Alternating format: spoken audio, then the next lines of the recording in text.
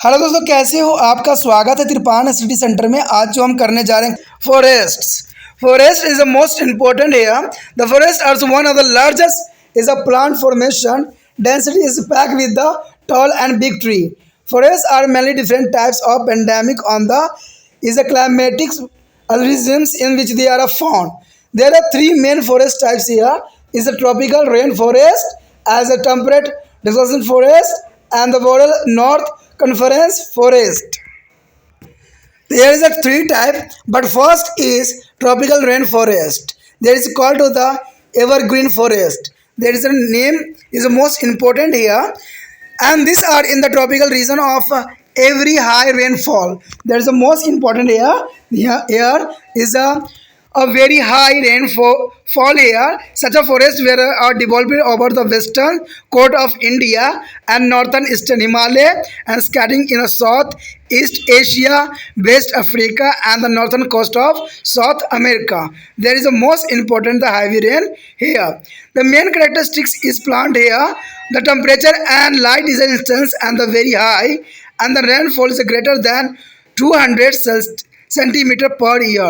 That is the most important the heavy rain, the 200 centimeter per year, and the soil this region is a rich and the humus. That is the most important for the growth of plant.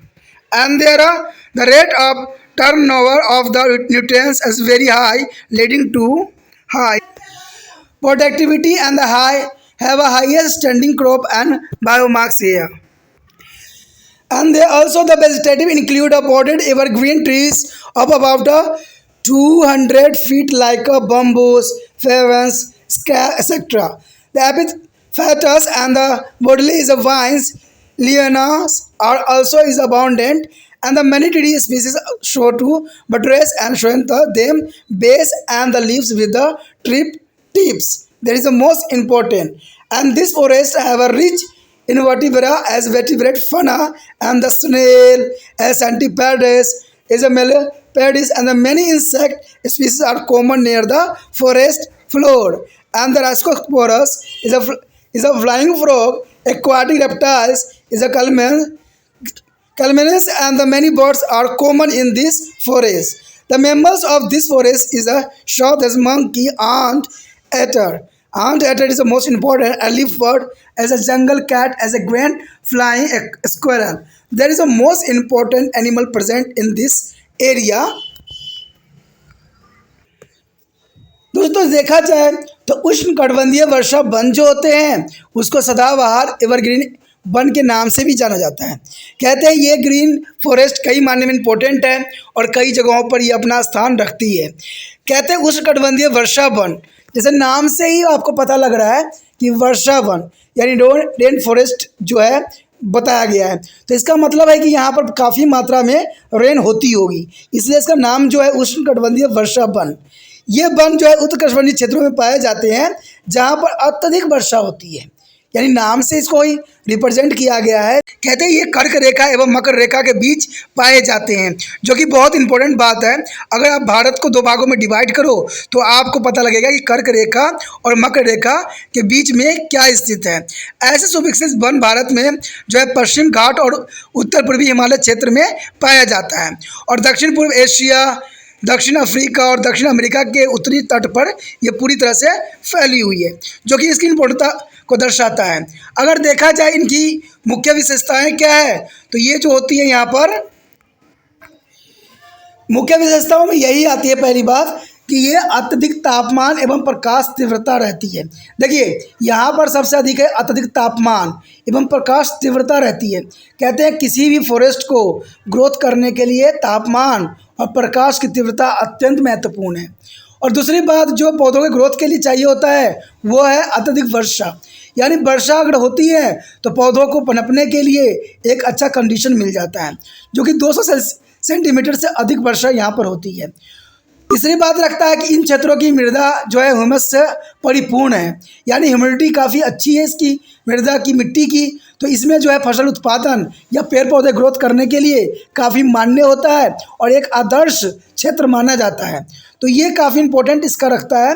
अगर देखा जाए पोषक तत्व की अत्यधिक उपलब्धता के कारण ये उत्पादिक अत्यधिक रहती है, यानी यहाँ पर देखा जाए तो पोषक तत्व की अत्यधिक उपलब्धता के कारण यहाँ उत्पादकता की जो है मान बहुत काफ़ी बढ़ जाती है तथा जैव भार या खड़ी फसल की मात्रा सबसे अधिक यहाँ पर पाई जाती है। तो ये विशेषताओं में से आगे विशेषता ये है, कहते हैं अगर देखा जाए तो इन वनस्पति में 200 फीट लंबे सदाबहार वृक्ष जैसे बांस, फन, झाड़ियाँ आदि पाई जाती है।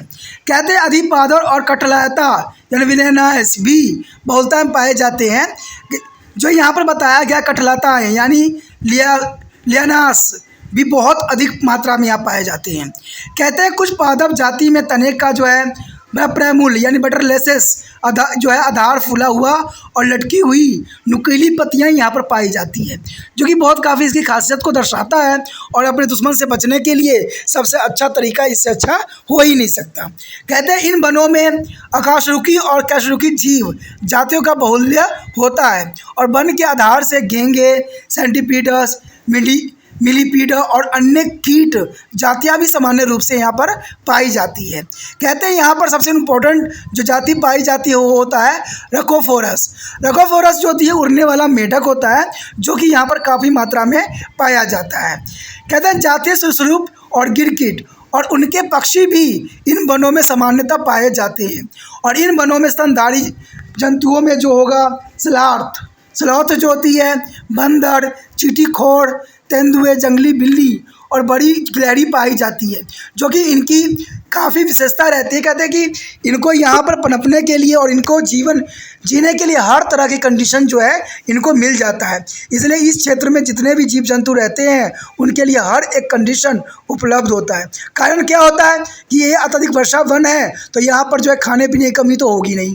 दूसरी बात होता है कि यहाँ पर उपजाऊ मिट्टी है, तो पेड़ पौधे जो है बहुत जल्दी ग्रोथ करते हैं और इनको हर एक कंडीशन में भोज्य पदार्थ मिल जाते हैं, जिसकी वजह से ये आदर्श क्षेत्र बन जाती है, जो कि काफ़ी इंपॉर्टेंट बात यहाँ रखता है।